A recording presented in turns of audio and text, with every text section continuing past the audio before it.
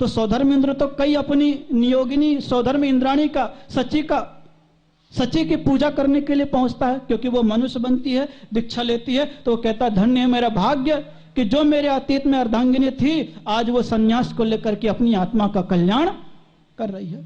उसका सौभाग्य पहले जाग जाता इंद्राणी का, इंद्र का बाद में जागता। ये तीर्थंकर के स्पर्श की विशेषता होती है। तो तीर्थंकर का विशेषता को लेने के लिए, पुण्य को कमाने के लिए सौधर्म इंद्र भी आता है। और सौधर्म इंद्र जब आता है तो सामान्य रूप से नहीं आता है।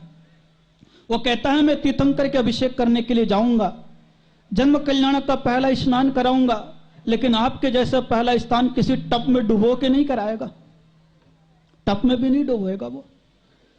सौधर्म इंद्र जिनेंद्र भगवान के नहीं, बालक का अभिषेक करने के लिए आता है, जन्म कल्याणक महोत्सव मनाने के लिए आता है। तो सबसे बड़ी विशेषता होती है कि वह हाथी भी लाता है, तो ऐरावत हाथी लाता है।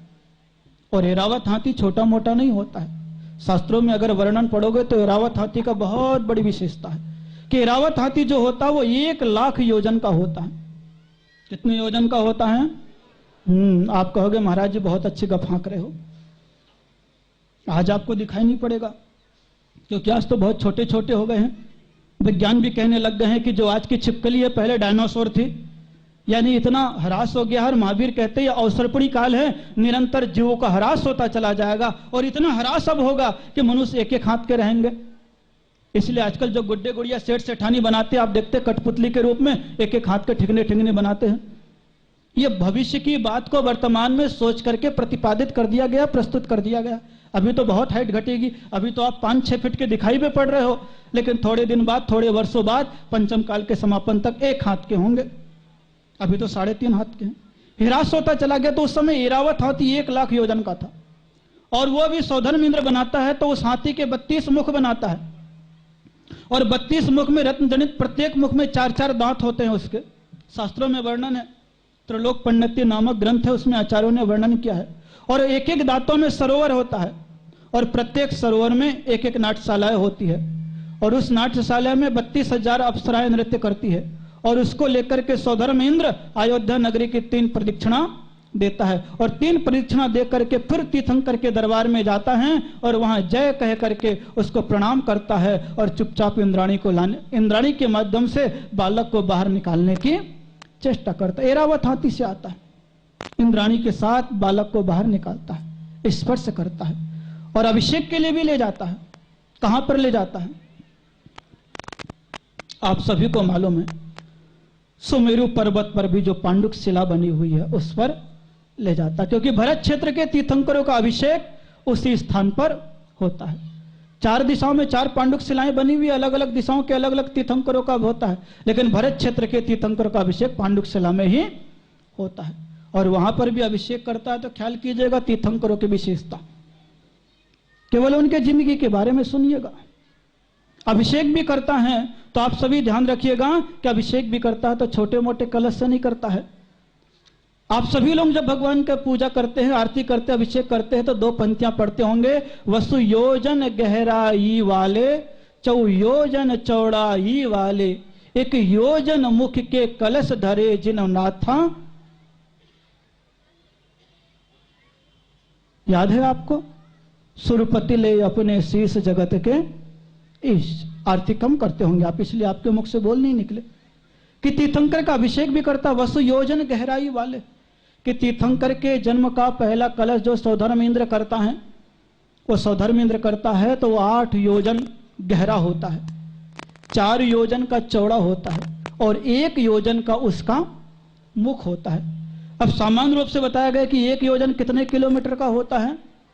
बोले 4 किलोमीटर का होता है। अब आप अंदाज लगा लेना, इतना बड़ा कलश होता है। इधर जन्म कल्याणक हो रहा है और जन्म कल्याणक हो रहा है तो प्रकृति कहने लग गई सौधर्म इंद्र अभिषेक जब करेगा मैं तो पहले ही 1 कलशा बरसा दूं। और 1 कलशा बरसाया तो इतना मौसम अच्छा हो गया, पूरा बरसा देता तो बाढ़ आ जाता। ये समझ लेना आप, 1 कलश बस बरसाया है, वो ज्यादा नहीं बरसाया। थोड़े से बादल गरजे थे तो वो पानी भर रहा था तो डुबुक डुब की आवाज हुई थी, बस वो आवाज को समझ गए कि बादल नुकसान कर रहा है। और रात में सौधर्म इंद्र वगैरह दरवाजा खटखटाने लग गया, महाराज क्या हो रहा है? कुछ भी नहीं हो रहा है, मजे लो, आनंद लो, ये तुम्हें तो सब करा रहे हो। अपने आप ही मौसम सुहावना हो रहा है। एक कलश इतना बड़ा होता है कि आप सोच लीजिए 8 योजन का गहरा, 4 योजन का चौड़ा, 1 योजन का मुख होता है। इतना बड़ा कलश तीर्थंकर के मस्तक पर डाला जाता है और 1 नहीं 2 नहीं कितने 1008 इतना कलश डालता है और अभिषेक करता है। आप सोचो, आपके मन में संशय हो सकता है। ऐसे ही सौधर्म इंद्र के मन में भी संशय हो गया था कि तीर्थंकर आदिनाथ तो बहुत बड़े थे, उनके माता और पिता तो 500 धनुष के थे, तीर्थंकर भी 500 धनुष के थे, तो निश्चित रूप से जन्म लिए होंगे तो 2-5 धनुष के होंगे, बहुत बड़े थे। लेकिन भगवान महावीर स्वामी 7 धनुष के 7 हाथ के थे, बहुत छोटे थे। तो जब उनका जन्म हुआ तो बहुत छोटे थे। सौधर्म इंद्र आया, उनको अभिषेक करने के लिए सुमेरु पर्वत ले गया। सुमेरु पर्वत ले जाने के उपरांत सौधर्म इंद्र जैसे ही पांडुक शिला पर बैठाता है, उसके मन में एक संशय उत्पन्न हो जाता है कि हे भगवान, इतने बड़े बड़े कलश हैं, इतना छोटा सा बालक है, कहीं मैं इनके मस्तक पर कलश डालूंगा तो कहीं कोई मामला गड़बड़ ना हो जाए। क्षयिक सम्यक दृष्टि इंद्र है। और जैसे उसके मन में इतना विचार उत्पन्न होता है, वैसे ही तीर्थंकर महावीर को तो अवधि ज्ञान था, वो सोचने लग जाते इसके मन में संशय हो गया है। तो एक दीर्घ श्वास लेकर के छोड़ते हैं। जैसे ही छोड़ते हैं, सौधर्म इंद्र गिरते गिरते बचता है। उस समय भगवान महावीर से क्षमा मांगता है और कहता है, हे प्रभु, आपकी शक्ति अतुल्य है, मैं आपकी शक्ति को नहीं पहचान सका, मैं आपकी शक्ति को नहीं पहचान सका, इसलिए आज आपको मैं प्रणाम करता हूं। आपका नाम जो कुछ भी रखा जाए। उस समय अभिषेक के समय महावीर का एक नाम रखता है, जिसका नाम है अतिवीर।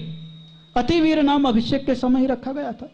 इसलिए तीर्थंकर के जन्म की 10 विशेषताएं होती। यहां पर मंत्र करेंगे तब बताएगा। अतिशय रूप सुगंध तन नाहि पशेव निहार, प्रिय हित वचन अतुल्य बल, रुधिर श्वेत आकार। तीर्थंकरों का बल इतना होता है कि कोई भी उनके सामने आ जाए, तीर्थंकर को कभी झुका और हरा नहीं सकता। उस बचपन की विशेषता अवधि ज्ञान से जान गए और सौधर्म इंद्र को भी पानी पानी कर दिया। तीर्थंकर की विशेषता होती है। तीर्थंकर सौंदर्य के धारी भी होते हैं। और वो तीर्थंकर जब अभिषेक करता है 1008 कलशों से करता है और कलश करने के उपरांत फिर वो तांडव नृत्य करता है तीर्थंकर बालक के सामने कि हे प्रभु, धन्य है मेरा भाग्य कि आज अपने कर कमलों के माध्यम से आपके अभिषेक करने का अवसर मुझे प्राप्त हो गया है। आप लोग ऐसा कभी सोचते हो? सोचते हो, जरूर सोचते हो, तभी आप अभिषेक करने के लिए पहुंच जाते हो। लेकिन ख्याल करना, आज पंच कल्याणक प्रतिष्ठा महोत्सव है। अगर आपने आत्मीयता के साथ, हार्दिकता के साथ, श्रद्धा के साथ अपने अपने हाथों में कलश लेकर के जिनेंद्र भगवान का अभिषेक कर लिया है, तो निश्चित मान करके चलेगा आपके जीवन में अगर कलश आ गया अभिषेक का, तो हाथों में कभी भी शराब की बोतल आने वाली नहीं है। और अगर शराब की बोतल हाथों में आ रही है कलश आने के बाद भी, तो समझ लेना झूठा ही आपने अभिषेक किया है। तीर्थंकर बालक का सच्चे मन से अभिषेक नहीं किया है। यह तो अभिषेक है। केवल जिनेंद्र भगवान के अभिषेक के लिए हाथों में कलश आ जाए, जल का कलश आ जाएगा, तो शराब की बोतल नहीं आएगी। और भगवान को लाने के बाद अष्टद्रव्य की पूजा की प्लेट आपके हाथ में आ जाएगी, तो आपके हाथों में कभी भी आमलेट की प्लेट आने वाली नहीं है। और अगर आ रही है तो समझ लेना अभी तुम्हारा धर्म झूठा है, बाहर का है, भीतर का नहीं है। और एक बार भी तुम भगवान के पास जाकर के धूप समर्पित कर दोगे, तो भगवान के सामने धूप समर्पित कर दोगे, फिर तुम्हारे जीवन में मुख से धुआं उड़ाने की आवश्यकता नहीं पड़ेगी। तुम कहोगे प्रभु, आपके चरणों में हम आप धूप चढ़ा रहे हैं और अपने भीतर के बीड़ी सिगरेट का धुआं समाप्त कर रहे हैं। मन में विचार हो जाएगा। अगर आपका मन स्वच्छ होगा, पवित्र होगा, झूठा होगा, केवल नाचने गाने का होगा, देखने का होगा, केवल भीड़ बढ़ाने का होगा, रिश्तेदारों ने फोन कर दिया, कार्ड भेज दिया है, तो दिखाने के लिए कहीं आ गए होगे, जैसे आपको शादी में दिखाने के लिए जाते हो। बोले अरे यार, अक्षय तृतीया के दिन 17,000 शादियां हैं और 10-15 का निमंत्रण है, अब क्या किया जाए, घंटा भर जाम में लग जाता है, मुंह दिखाओ, नेक करो और चलते बनो। केवल मुंह दिखाने के लिए आप जाते हैं, कहीं पर भी उसके प्रति कोई अहोभाव नहीं होता है। और जाते भी हो दंपति तो भागते भागते जाते और दोनों में और लड़ाई हो जाती है। बोले अब क्या करें, मेरी कार तो एसी नहीं है, मेरी गाड़ी तो एसी नहीं है, और पसीना आ गया, मेकअप बिगड़ गया, अब मेरा दिमाग भी बिगड़ गया। 1 मिनट में आप वहां पर लड़ने के लिए भी तैयार हो जाते हो। क्यों? कहीं पर भी कोई बंधन नहीं है, केवल अपना अपना स्वार्थ है। लेकिन तीर्थंकरों का कल्याणक है आज एक एक चीज को देखना और सोचना कि हम जन्म कल्याणक में अभिषेक के लिए जा रहे हैं। तो आज यहां पर बैठे हुए हैं तो संकल्प कर लेंगे, प्रभु आज आपको अभिषेक किया है, अभिषेक देखा है, तब अपने जीवन में कभी भी बियर की बोतल, शराब की बोतल अपने मुख में डालने की चेष्टा नहीं करेंगे। तो जन्म कल्याणक का अतिशय तुम्हारे जीवन में प्रकट होने लग जाएगा।